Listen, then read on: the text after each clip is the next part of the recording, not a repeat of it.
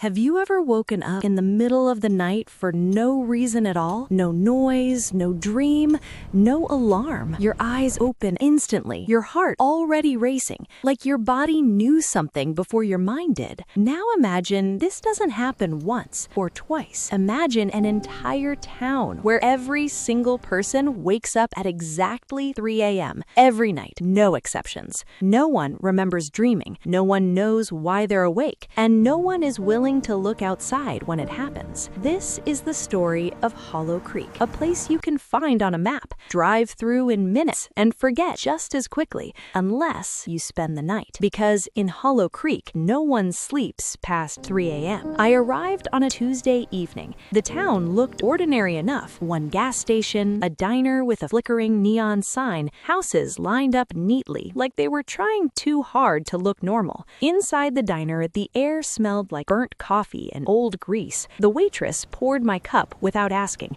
and stared at me longer than necessary. "You staying the night?" she asked. When I said yes, her smile faltered just for a second. "Set an alarm," she said. "For what?" I asked. "For 3. She didn't explain. She didn't have to. That night, I checked into the small motel at the edge of town, the kind of place where the carpet never quite feels dry and the silence presses in on you. I fell asleep around midnight. At exactly 3 a.m., my eyes snapped open, not slowly, not groggily, wide awake. The room was completely still. No humming lights, no passing cars. Even the buzzing motel sign outside had gone silent. Then I heard footsteps, slow, steady, unhurried, walking down the walkway outside my door. They stopped right in front of my room. I didn't move. I didn't breathe. I didn't open the door. And neither, I would later learn, did anyone else in town. When morning came, Hollow Creek acted like nothing was wrong. People filled the diner. Kids waited for the school bus. The gas station radio played cheerful old songs that felt completely out of place. When I asked about the footsteps, no one laughed, no one denied it. "You heard them too?" the waitress asked quietly. "Everyone hears them. At exactly 3 a.m., lights come on across town. Curtains stay closed. Doors stay shut. No one goes outside, and no one answers a knock. Most importantly, no one looks directly at the street. Someone broke that rule once. 10 years ago, a teenager named Mark couldn't sleep. Curiosity got the better of him. At 3:01 a.m., he opened his bedroom window. At 3:02, he screamed. At 3:03, the screaming stopped. They found his room empty. No blood, no signs of a struggle, just footprints on the street below, bare feet leading away from the house, and then lifting off the ground, as if whatever he followed no longer needed the earth. Hollow Creek wasn't always like this. 30 years ago, a mining company drilled beneath the town. Jobs came, money followed. People slept soundly until the collapse. At 2:47 a.m., the ground shook. The mine caved in. 7 workers were trapped underground. Rescue teams worked for days,